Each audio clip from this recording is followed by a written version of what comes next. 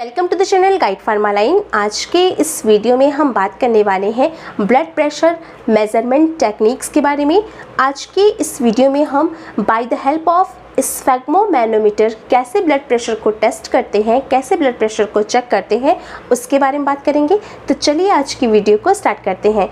तो आज की इस वीडियो में हमें by the help of sphygmomanometer blood pressure को चेक करना है। तो इस प्रोसीजर के लिए हमें दो चीज़ों की ज़रूरत पड़ेगी। सबसे पहला जो हमें चीज़ चाहिए वो है स्टेथोस्कोप, जो कि अभी आप अपनी स्क्रीन पे देख रहे हैं। इस स्टेथोस्कोप में आपके ये दो ईयर पीस हैं, इसे हम बोलते हैं बेल। ये है आपका स्टेम का एरिया और ये है आपका डायाफ्राम। ये चीज़ें जो है आपको इसकी हैंडलिंग के लिए इसको समझना बहुत ही ज़रूरी है कि इनके जितने भी एरियाज़ मैंने बताए ड्यूरिंग द प्रोसीजर इनके सभी के यूज़ होते हैं ब्लड प्रेशर को चेक करने के लिए। जो आपका स्टेम का एरिया है, यहाँ पर एक नॉब दी हुई है जिससे आपका ये जो स्टेथोस्कोप है वो ऑन एंड ऑफ होता है। इस चीज़ को चेक करने के लिए जब आपको ये चेक करना है कि आपका स्टेथोस्कोप स्टैंड ऑन पोजीशन में है, तो उसके लिए आपको एक बार इस नॉब को रोटेट करना है। उसके बाद डायाफ्राम पे टैप करना है और इस डायाफ्राम को अपने जो इसकी ईयर पीस है इसको अपने कानों में लगा के इसको सुनना है। जब आप इस तरीके से सुनेंगे तो अगर ये आपका स्टेथोस्कोप ऑन होगा स्टेम की जगह से, तो यहाँ पे आपको डैप डैप की साउंड सुनाई पड़ेगी, जो कि आपके कानों में आराम से वो साउंड आती है। और अगर ये ऑफ होगा तो उस समय जब आप डायाफ्राम पे इस तरीके से उंगली को प्रेस करेंगे तो आपको किसी भी तरीके की कोई भी साउंड सुनाई नहीं देगी। तो ड्यूरिंग द प्रोसीजर आपको इस स्टेम को ऑन पोजीशन पे रखना है, जिससे कि आपको रीडिंग सुनने में आसानी रहे। अगर आपने इसको ऑन नहीं किया तो ड्यूरिंग द प्रोसीजर आपको किसी भी तरीके की कोई भी साउंड सुनाई नहीं पड़ेगा और आप ब्लड प्रेशर को अच्छे से चेक नहीं कर पाएंगे। तो पहली तो रिक्वायरमेंट हमें इसकी हो गई। अब सेकेंड चीज़ जो हमें चाहिए प्रोसीजर के लिए वो है स्फेग्मोमैनोमीटर। तो अभी आपको अपनी स्क्रीन पे स्फेग्मोमैनोमीटर दिख रहा है। इस एपरेटस को हम बोलते हैं स्फेग्मोमैनोमीटर। ये है आपका स्फेग्मोमैनोमीटर। इस एपरेटस में आपको फ्रंट एरिया में एक नॉब दिखेगी। इस नॉब को आपको प्रेस करना है। जैसे ही आप इस नॉब को प्रेस करेंगे आपका ये एपरेटस ऑन हो जाएगा। जब आप इसको ऑन करेंगे तो आपको कुछ इस तरीके का इंटरनल अरेंजमेंट दिखाई देगा, जिसमें आपको एक स्केल टाइप की दिखाई देगी। इसके अलावा आपको ये बल्ब दिखाई देगा, इसको हम बल्ब बोलते हैं। और ये होता है एयर प्रेशर रिलीज़ करने के लिए। ये एक तरीके की प्रेशर रिलीज़ करने के लिए इस एपरेटस में दिया गया है, जिससे हम प्रेशर को क्रिएट और रिलीज़ कर पाते हैं। अगर हमें प्रेशर को क्रिएट करना है तो हमें इसकी नॉब को बंद करना पड़ेगा, अगर प्रेशर को रिलीज़ करना है तो हमें इसकी नॉब को ओपन करना पड़ेगा। तो ये हमारा प्रेशर जनरेशन के लिए है, क्योंकि प्रोसीजर में जब आप ब्लड प्रेशर चेक करेंगे तो आपको प्रेशर जनरेट करना पड़ेगा। उसके लिए आपको प्रेशर जनरेट करने के लिए इसकी नॉब को क्लोज़ करना पड़ेगा। ये हो गया। और ये है आपका कॉफ, इसको हम बोलते हैं कॉफ। इस कॉफ को हम पेशेंट के आर्म पे रोटेट करते हैं और उसको उसके आर्म पे लगाते हैं। उसके बाद हम प्रेशर को जनरेट करके अपने ब्लड प्रेशर को चेक करते हैं।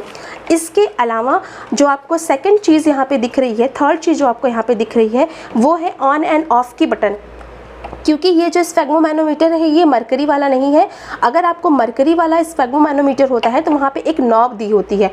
नॉब जो दी होती है उसको हमें ऑन या ऑफ़ करना होता है। जब हम उसको ऑन करेंगे तो मरकरी ऊपर की तरफ फ्लो करेगी और ड्यूरिंग द प्रोसीजर जब आप इसमें प्रेस करेंगे बल्ब से, जब आप एयर को जनरेट करेंगे, जब बल्ब से आप प्रेशर को जनरेट करेंगे तो वो मरकरी ऊपर की तरफ फ्लो होगा।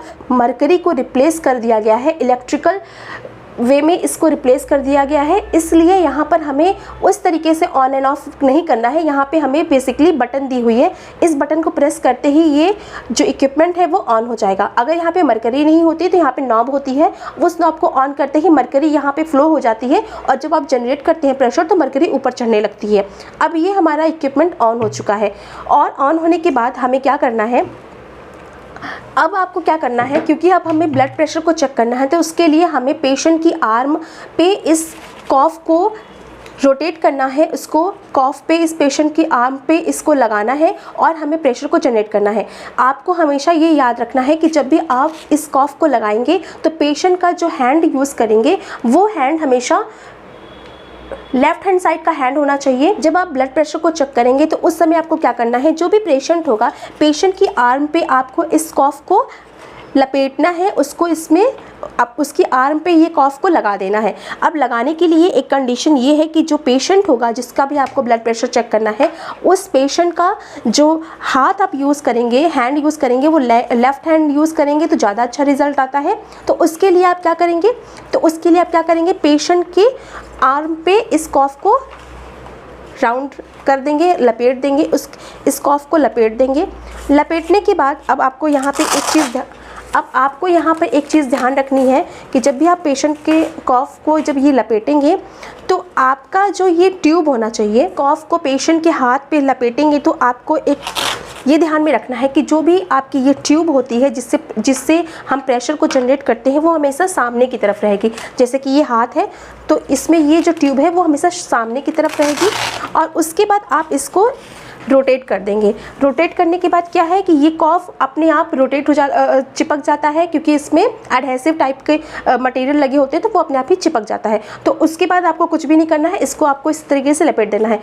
आपको हमेशा जब भी पेशेंट का आप ब्लड प्रेशर लें तो हमेशा जो आपकी एरिया जो है जहाँ पर भी आप कॉफ को लगा रहे हैं उससे कम से कम 1 इंच की दूरी पर आपका स्पेस देना चाहिए। आपकी कोहनी और कॉफ के बीच में 1 इंच की दूरी होनी चाहिए। ये दूरी हम क्यों रख रहे हैं ये भी आपको आगे समझ में आएगा। उसके बाद क्या करेंगे आप, उसके बाद आपको क्या करना है, आपका जो इंस्ट्रूमेंट ऑन था फिर से अगर वो ऑफ़ हो गया तो उसको ऑन कर लीजिए। अब आपको जो मैंने यहाँ पे ये दिखाया था कि ये जो इसका प्रेशर जनरेट करने वाला है, इसको हमें क्लोज़ करना है। इसको हम क्लोज़ करेंगे तभी हमें प्रेशर जनरेट होगा हमारा। तो अब इसको हम क्लोज़ करेंगे। जैसे ही आप इसको क्लोज़ करेंगे तो आपको दिख रहा होगा कि यहाँ पर ये जो रीडिंग्स है ये ऊपर की तरफ जा रही हैं, आपको ये दिख रहा होगा।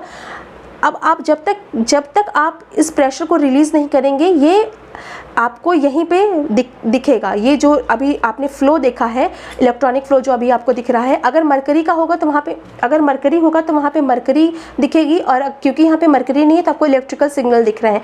अब इसके बाद आप क्या करेंगे, आपने जो आप ये प्रेशर जनरेट कर रहे हैं, आप कोशिश करिए 250 तक आप इस प्रेशर को ले जाइए। उसके बाद आप क्या करेंगे, ये जो आपका डायाफ्राम है पहले इसको चेक कर लीजिए ऑन है या ऑफ़ है। उसके बाद आप ये जो आपने स्पेस छोड़ा था 1 इंच का, वहाँ पर आप इसको रखेंगे और उसके बाद धीरे धीरे आप प्रेशर को रिलीज़ करेंगे। जैसे ही आपने इसको रिलीज़ किया तो आपको साउंड सुनाई पड़ेगी, डब डब की साउंड। आपको बहुत ही केयरफुली इसको सुनना है।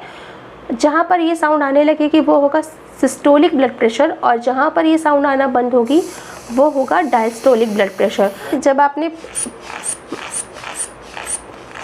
देखिए अभी क्या है, हमने जब नॉब बंद करने के बाद प्रेशर स्टार्ट कर दिया है। अब जब हमने ये प्रेशर स्टार्ट कर दिया है उसके पहले आपने स्टेथो को चेक किया है कि स्टेथो ऑफ है या ऑन है। अब क्या करेंगे, स्लोली हम इसको रिलीज़ करेंगे प्रेशर को। हमें प्रेशर को बहुत ही स्लोली रिलीज़ करना है। अब देखिए यहाँ पर पेशेंट का जब आपने यहाँ पर इस समय पेशेंट का बीपी अगर आप चेक कर रहे हैं, जो हम पेशेंट का बीपी चेक करें, यहाँ पे साउंड आ रही है डब डब की। ये साउंड आई है हमें 100 पे ये साउंड आई है। और तो ये जो पहली साउंड आई है ये है आपके सिस्टोलिक ब्लड प्रेशर। अब अभी भी आप धीरे धीरे इसको रिलीज़ करेंगे। बहुत ही केयरफुली हमें सुनना है, क्योंकि अगर आप केयरफुली नहीं सुनेंगे तो आप समझ नहीं पाएंगे। और अब ये साउंड आना बंद हो गई है 70 पे। तो ये जो पेशेंट है इसका ब्लड प्रेशर आया है 100/70 आया। और जैसे ही आपको सेकंड रीडिंग आ जाए, मतलब जब आपकी डायस्टोलिक रीडिंग आ जाए, तो फिर आपको इसको छोड़ देना है, आपका ब्लड प्रेशर मेज़र हो चुका है। जो हमारा पेशेंट था उसका ब्लड प्रेशर 100/70 आया है, जिसको हम नॉर्मल बीपी में कंसीडर करेंगे, क्योंकि हमारे ब्लड प्रेशर की नॉर्मल रेंज है 170/80 mmHg। तो ये हमारा जो ब्लड प्रेशर है वो नॉर्मल बीपी के अंडर आएगा। अब यहाँ पे कुछ स्टूडेंट के दिमाग में एक क्वेरी होगी कि यहाँ पे जो टेबल्स दी हैं वो दोनों तरफ दी हुई हैं, तो हमें किस तरफ को मेजर करना है, किस तरीके से हमें समझना है। तो देखिए, अगर आपका जो सिस्टोलिक ब्लड प्रेशर आता है वो जब भी उसकी साउंड आना स्टार्ट होती है तो उस पर एक 130 पे आ जाती है, मान लीजिए 130 पे आ जाती है, तो वो तो आपका 130 ही है। और अगर वो 130 पर ना आकर के वो आ जाती है आपकी 130 पे ना आकर के वो आ जाती है यहाँ पर, यहाँ पे आपको अगर साउंड सुनाई पड़ती है तो उसको आप कंसीडर करेंगे 130 नहीं, उसको आप क्या कंसीडर करेंगे, उसको 120 में हम उसको बढ़ा देंगे। तो मान लीजिए अगर 120 है तो आपको यहाँ 120 लिखेंगे। मतलब आपको ये देखना है कि आपकी वो साउंड आ किधर रही है। जैसे ही वो साउंड जहाँ है आपको उस टेबल पे चेक कर लेना है, उस टेबल को मिला लेना है, जहाँ पर वो डिजिट होगी वही आपका बीपी होगा। अब अगर वहाँ पे कोई भी डिजिट नहीं लिखी हुई, जैसे कि यहाँ पे 120 है, उसके बाद 130 है, फिर 140 150 है, बीच की रीडिंग्स नहीं है, तो बीच की रीडिंग्स के लिए आपको क्या करना है कि आपको जैसे ही मान लीजिए 110 के ऊपर आती है रीडिंग्स, 110 के ऊपर जस्ट हमारी 2 लाइनें आती हैं, जैसे कि आपका 110 है और 110 के ऊपर हमारी 2 लाइन पे यहाँ पे आपका बीपी अगर आ जाता है तो आप ध्यान से देखेंगे तो ये जो लेबल है दिया गया है इसमें 5-5 का डिफरेंस दिया गया है। हर 5 के डिफरेंस को हमें 2 काउंट करना है, क्योंकि अगर आप ये देखेंगे तो 90 के बाद 110, 90 के बाद 100 है, तो 90 के बाद 100 है तो इसका मतलब एक इसके बीच में 10 का डिफरेंस है, तो एक एक लाइनें हमारे 2-2 को रिप्रेजेंट कर रही हैं, तो यहाँ पे आपको 2 को ऐड कर देना है। इसी तरीके से सभी में इस तरीके से हम करेंगे। अगर हमारा बीपी का साउंड यहाँ पे आ रहा है तो 120 में आएगा, लेकिन अगर एक नीचे आ रहा है तो उसको हम 110 में 120 में हम 2 माइनस कर देंगे। अगर नीचे की तरफ तो माइनस करेंगे, ऊपर की तरफ है तो प्लस करते जाएंगे। 2-2 की डिजिट हमें प्लस या माइनस करनी है। तो इस तरीके से हम ब्लड प्रेशर को चेक करते हैं।